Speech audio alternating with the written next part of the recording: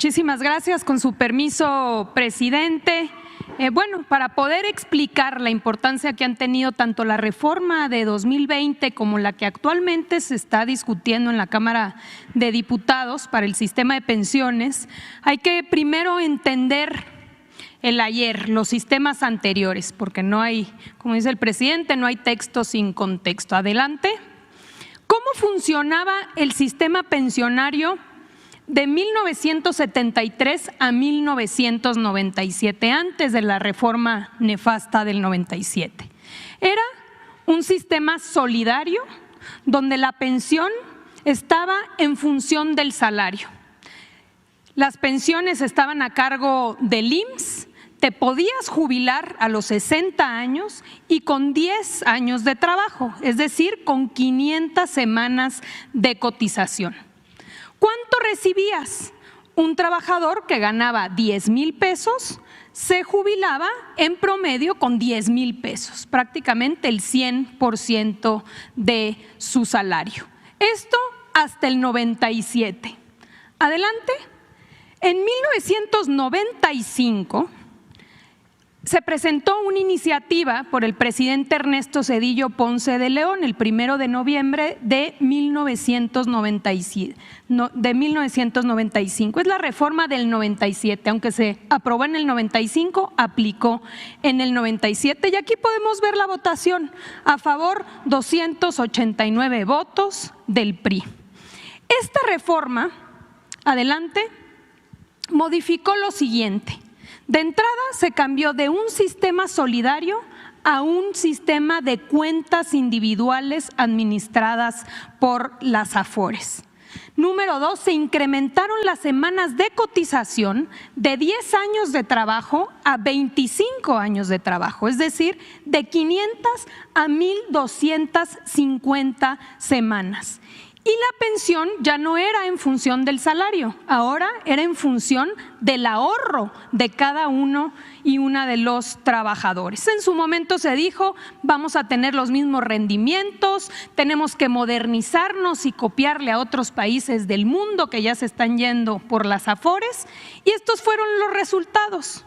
Un trabajador que ganaba 10,000 pesos se jubilaba con 2,700. Aquí lo dijo un periodista, es el sistema de los 3,000 pesitos. Adelante. Años después llegó la reforma de 2007. Esta reforma le aplicó a los afiliados al ISSSTE, es decir, a los trabajadores al servicio del Estado. Fue una propuesta elaborada en 2004 por Vicente Fox con el financiamiento y la asesoría del Banco Mundial y fue aprobada durante la administración de Felipe Calderón. Aquí podemos ver la votación: a favor 313 votos del PRI, del PAN, entre otras. ¿En qué consistió esta reforma? Adelante. Primero, se introdujo el requisito de edad. Antes no requerías una edad para poderte jubilar como trabajador al servicio del Estado, se establecieron 65 años. Se pasó de un sistema solidario, igual que en la anterior, a un sistema de cuentas individuales administradas por las AFORES. Y nuevamente la pensión ya no era en función del salario, sino que era en función de lo que podías ahorrar en tu cuenta individual. Aquí está el ejemplo: una maestra que ganaba 10,000 pesos se jubila con 6,400, cuando en el sistema anterior se estaba jubilando con 10,000 pesos. Adelante. Con esta problemática y viendo cómo la gente se empezaba a jubilar ya bajo este sistema, es que se decidió presentar una iniciativa de reforma a la ley del IMSS. El presidente Andrés Manuel López Obrador la presentó el 29 de septiembre de 2020. Vale la pena señalar que fue una reforma que prácticamente se aprobó por unanimidad, a reserva del PRD, que votó en contra. Adelante. ¿En qué consistió principalmente? De entrada, incrementar la aportación patronal. Pasó del 5% al 13% de manera paulatina. Número 2, la disminución de comisión de AFORES.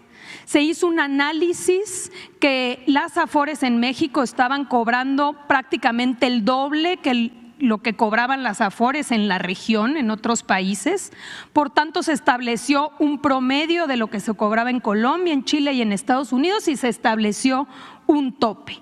Solamente esta modificación a la fecha ha logrado un ahorro de 41,000 millones de pesos a favor de los trabajadores y se calcula que será un ahorro de cerca de 160,000 pesos. Aquí está la gráfica, podemos ver cuánto cobraban en 2015 y cómo es a partir de la reforma que se estabiliza prácticamente a la mitad. Adelante.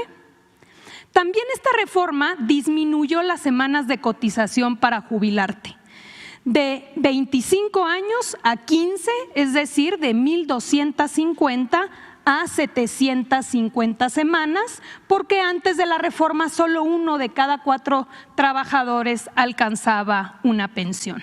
Entonces, podemos ver aquí cómo cambió si un trabajador que ganaba 10,000 pesos y que se jubilaba con 2,700, con la reforma de 2020 hoy se jubila con 6,000 pesos, pero aún así era insuficiente.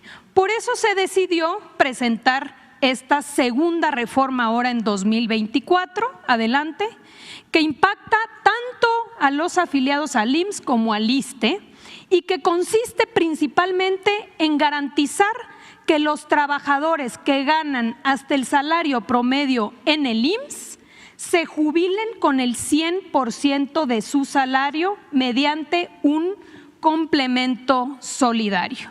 Es decir, estamos hablando que el salario promedio en el IMSS está en cerca de 16,400 pesos. Aquí podemos ver el ejemplo. Un trabajador que gana 10,000 pesos se jubilará con 10,000 pesos.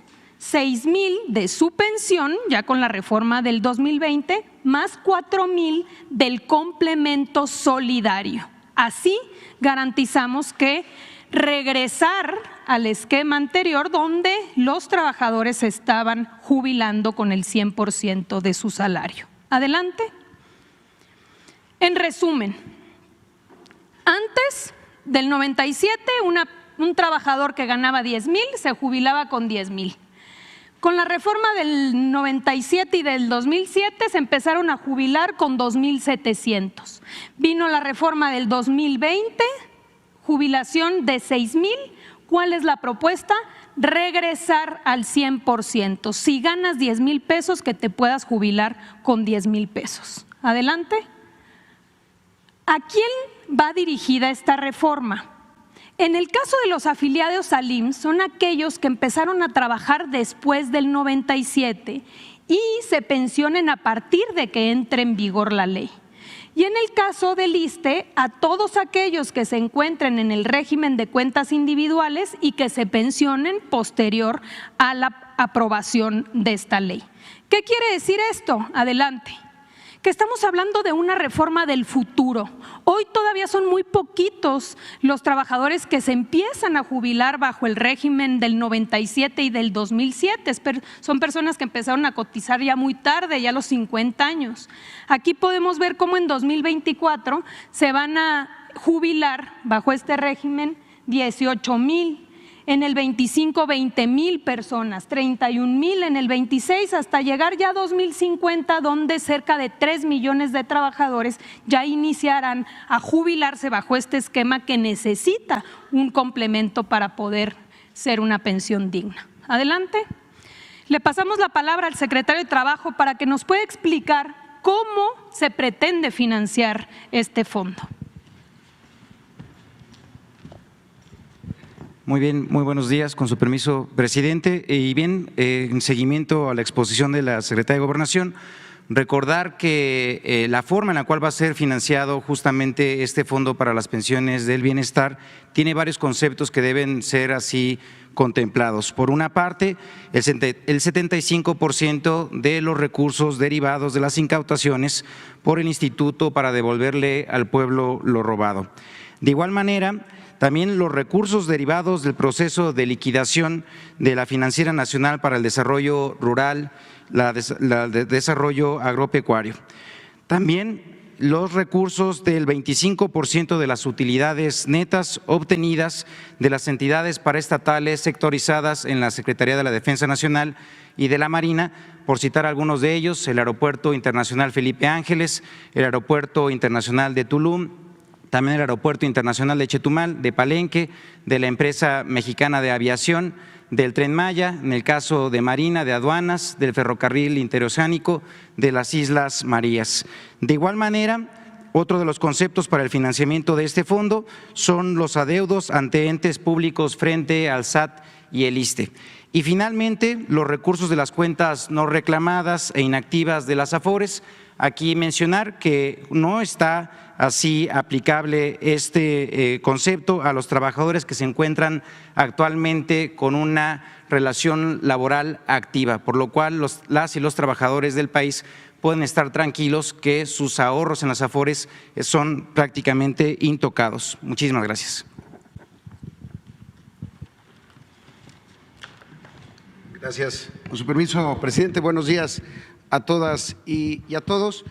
Esta iniciativa ha generado todo tipo de comentarios, críticas e incluso algunos disparates, porque esto que se ha hablado de expropiación, confiscación, robo a las pensiones de las personas que no han reclamado después de 10 años, vamos a ver por qué esto simplemente es una campaña de desinformación. La siguiente.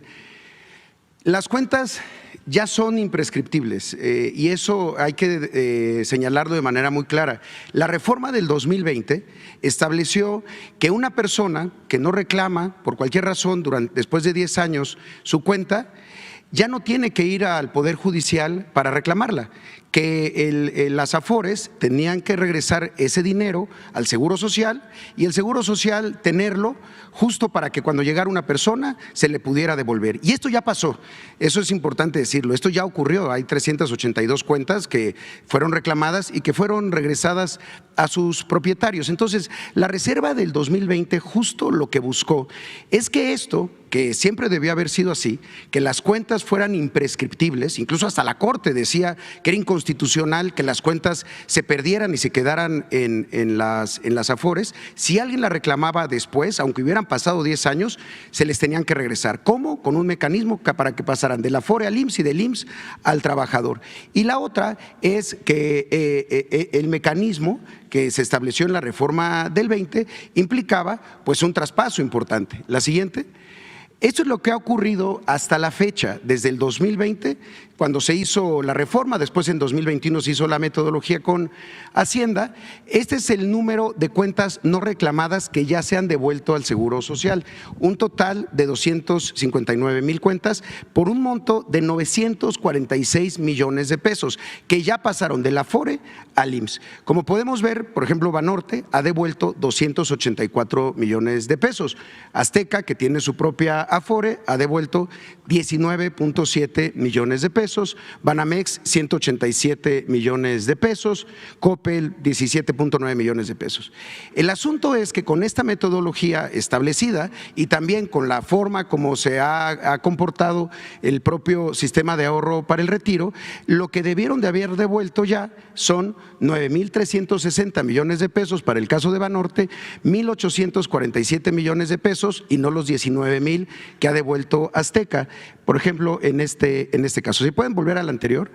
Esto es importante señalar, son 41,000 millones de pesos de lo que tiene que regresarse al IMSS, porque ahí está la subcuenta de vivienda de Infonavit, son 34,000 millones de pesos. ¿Cuánto ha regresado hasta la fecha en los últimos 2 años? 946. Pero hay un elemento adicional. Este retorno, a la hora de irse al IMSS, para que, como bien lo dijo el presidente, el IMSS sea el custodio, para que cuando una persona reclame después se le devuelva, una parte también se iba a la reserva del Seguro Social y una reserva que sí le genera intereses al seguro, pero que no hubiera podido ser utilizada para el subsidio del complemento para llegar al 100% de las personas que se están jubilando con menos del 100% de su último salario. Es decir, las personas que se han señalado, que ganaban 10,000, que se estaban pensionando con 6,000 y que el Fondo de Pensiones para el Bienestar les va a dar esos 4,000 que le hacían falta para que entonces se vaya con los 10,000 millones, los 10,000 pesos. Para esto tendría que se forma el Fondo de Pensiones para el Bienestar. La siguiente, este caso es muy particular. Las cuentas no reclamadas de vuelta son 7,000 de las que han devuelto por 19 millones de pesos en el caso de Azteca, pero son 1,847 millones de pesos. Hay una declaración muy interesante justo del director del banco City Banamex ayer en la convención bancaria, que señala hay un tema importante, es el hecho de que se transfieran los fondos y no se pierda el derecho a la pensión. Este tipo de recursos en cuentas inactivas ya se transferían al Seguro Social, no es algo novedoso. Lo nuevo es que ahora pasarán a manos de un fideicomiso administrado por el Banco de México. Esa es toda la situación. El asunto es que algo que ya estaba ocurriendo, pero estaba ocurriendo de manera insuficiente, ahora va a pasar al Banco de México para que se pueda fondear el complemento de la pensión con el Fondo de Pensiones para el Bienestar. La siguiente, por favor. Este tema también, esto que mencionábamos, la metodología no estaba permitiendo que las Afores, y las Afores tampoco estaban regresando la totalidad de los recursos y los recursos para financiar. Incluso la Afore ha señalado que no contempla ninguna expropiación de recursos. La siguiente, el otro mito que también movilizó a muchos columnistas y desde luego a muchos actores políticos es las cuentas de los que siguen trabajando después de 70 años, que se decía, si tú sigues trabajando después de 70 años, también van a agarrar tus cuentas, tu ahorro para el retiro, aunque si no te has pensionado. Entonces se señaló que tomar ahorro de cuentas inactivas, la iniciativa mal hecha reafirma que el gobierno se quiere agandallar el dinero de las personas, en fin, una serie de comentarios. La realidad de esto, la siguiente por favor, es que en el dictamen que se discutió y se votó en la Comisión de Seguridad Social, votado en contra por los partidos de la oposición, establecía ya esto de manera muy clara. Lo anterior no será aplicable a los recursos de las cuentas individuales de aquellos trabajadores que cuenten con una relación laboral activa ante el IMSS. Es decir, los trabajadores después de 70 años, estas cuentas no son las que se estaban tomando, son las que ya eran posibles para darles a los trabajadores, pero que no eran reclamadas. Entonces, hay una diferencia importante, pero bueno, se generó mucha desinformación. La siguiente tiene que ver con quién administra el Fondo de Pensiones para el Bienestar y cuál es el fin del fondo. Y para esto, el director de Infonavit para la presentación. Gracias. Permiso, presidente. Muy buenos días a todos los compañeras y compañeros de los medios de comunicación. Uno de los elementos que se ha puesto sobre la mesa es que los recursos, se van a utilizar en diversas obras y gasto corriente del gobierno, y en segundo lugar, que van a ser, incluso llegaron a decir, que estaría administrado por el Banco de Bienestar, difundiendo una mentira que confunde a las personas e infunde un miedo que no tiene nada que ver con la reforma. Si pasamos a la que sigue, la propia reforma establece, que el Fondo de Pensiones para el Bienestar será establecido en un fideicomiso por la Secretaría de Hacienda en el Banco de México. Este fondo tendrá un comité técnico integrado por los comités, por las instituciones de seguridad social distintas que aportamos recursos. En el caso del Infonavit, también las cuentas de vivienda que no son reclamadas desde 2020 se establecía que se manejaban en una reserva diferente. Como ya lo explicó el director del IMSS, este mecanismo no es novedoso, ya se avisa hoy a los trabajadores un año antes de pasar a la reserva, se administra diferente y ahora esta administración diferenciada pasará al Fondo de Pensiones para el Bienestar. Este fondo, que cuenta con un comité técnico, tendrá que establecer los mecanismos, por ejemplo, de inversión. Hoy las cuentas que están en las Afores o que están en el Infonavit tienen un rendimiento anual, aun cuando están inactivas. La ventaja de este fondo es que además del rendimiento no se les cobrarán comisiones por parte de las AFORES. Y finalmente, algo que establece la reforma de manera muy clara en el paquete de reformas, se establece que este fondo y el recurso que está ahí no podrá ser utilizado para el equilibrio presupuestario, es decir, para financiar un déficit público, tampoco podrá ser utilizado para ningún otro gasto que no esté relacionado con el gasto de pensiones. ¿Por qué? Porque como lo decía el presidente, el derecho es imprescriptible, no se acaba nunca, es un derecho para siempre por parte de los trabajadores y por lo tanto habrá quien el trabajador o sus beneficiarios vayan a reclamar a los institutos el recurso cuando se acuerden, cuando tengan una noción de que tenían ahí un recurso, y los institutos, de manera como ya lo hacen, devolverán el recurso y también este fondo pagará los complementos de pensiones, como ya se explicaron. Muchísimas gracias.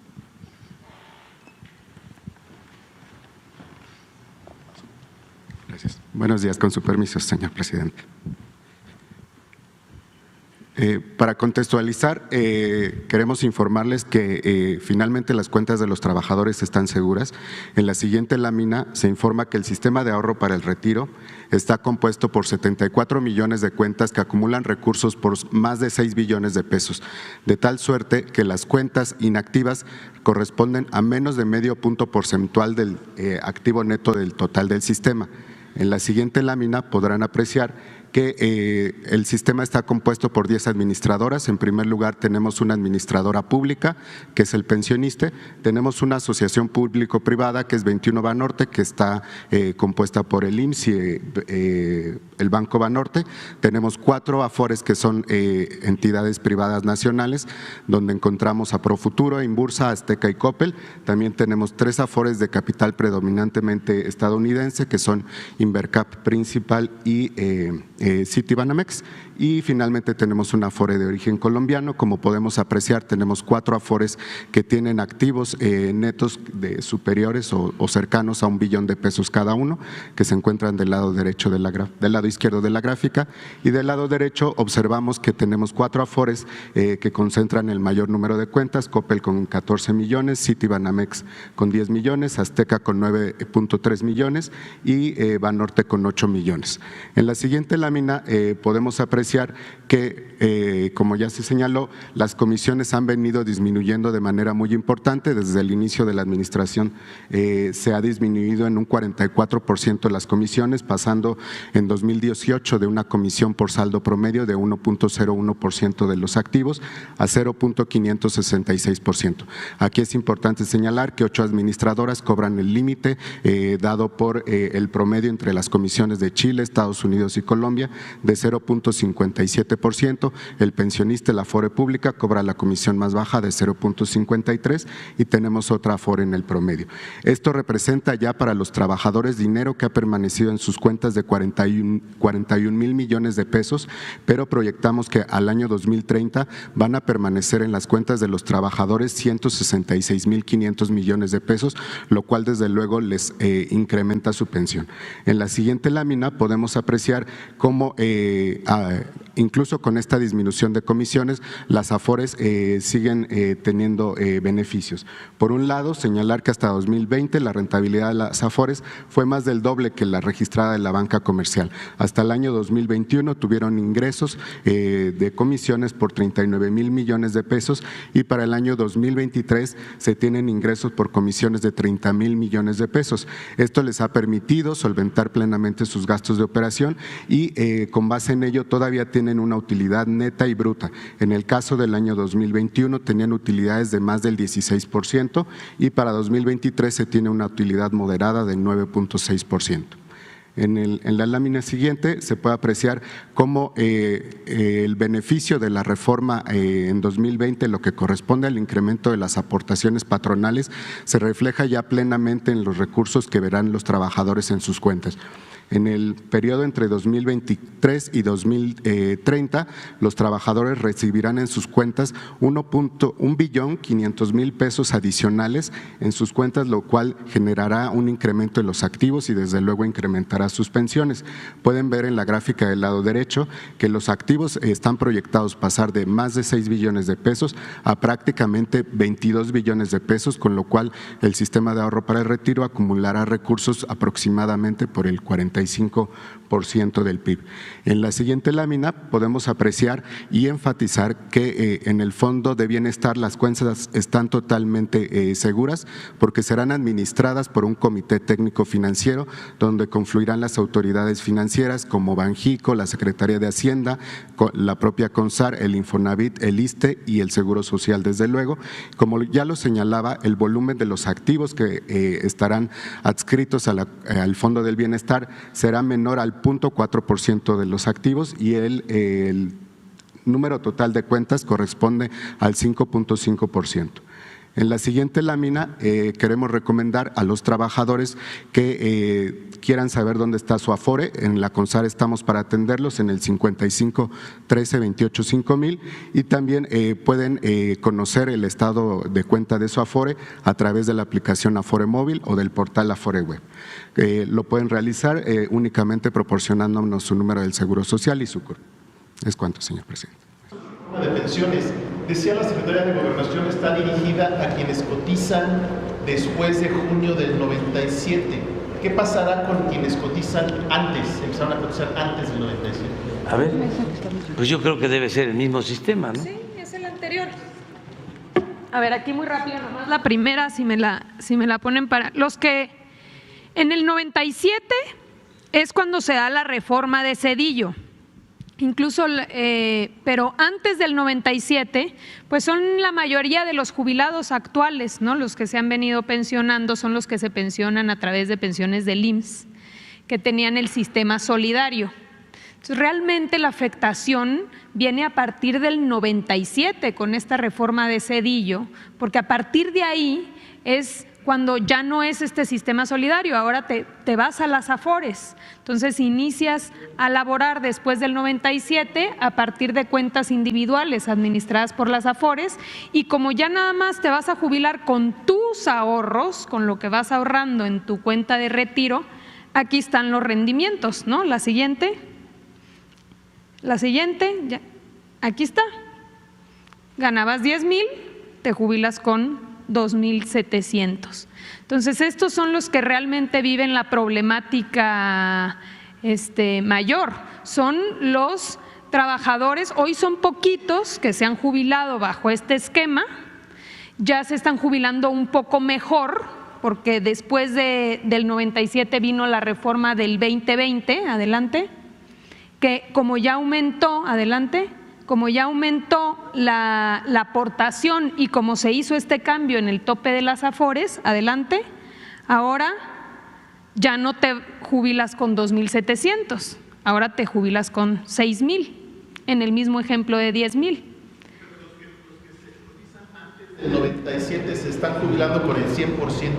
Hay varios que se están en un ejemplo de 10,000 pesos. Claro que si tienes un salario mayor, entonces no todos se jubilan con el 10%, pero se jubilan con porcentajes mucho más altos que el esquema del 97, que van del 80 al 85, al 90 y hasta varios del 100%.